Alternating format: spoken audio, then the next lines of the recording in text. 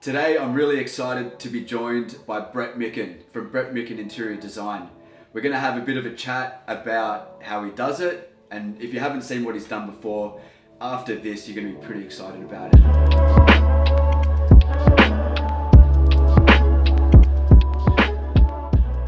So, Brett, how you doing? I'm doing really well. Mate, it's really cool for you to invite us into here and get the opportunity to see firsthand how you do what you do. You're very welcome. Tell us a little bit about it.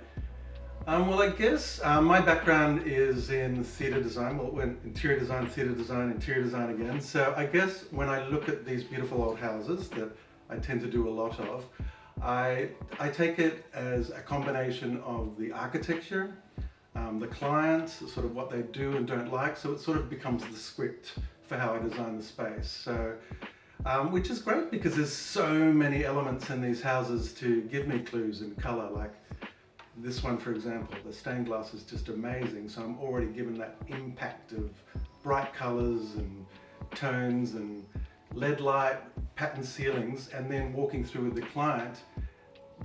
They have a lovely collection of like mid-century, and then the architect has designed this amazing mid-century box on the back. So it's sort of like combining all those things to create this new story of a house. Yeah, it's amazing. I think the project you're talking about is our Barna-Wartha project that we're doing in Haberfield at the moment.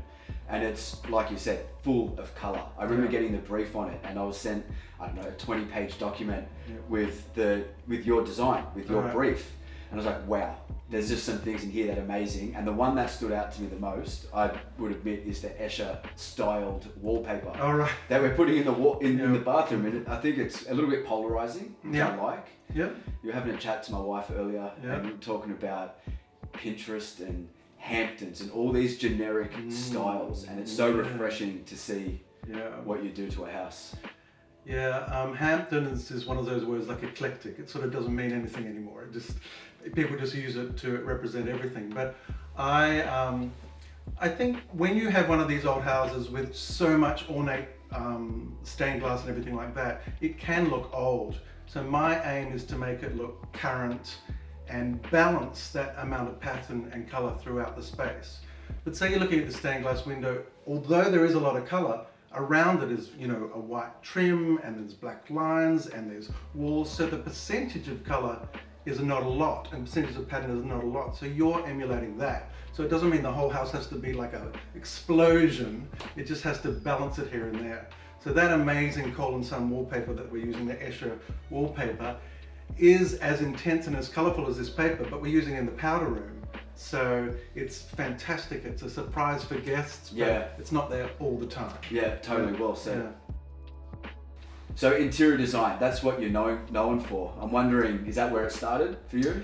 It's not where I'm started, but it's where I am at the moment. I think interior design is an undervalued name. I think everybody thinks about architects here. So interior design is a very important part of combining the architecture and the interior.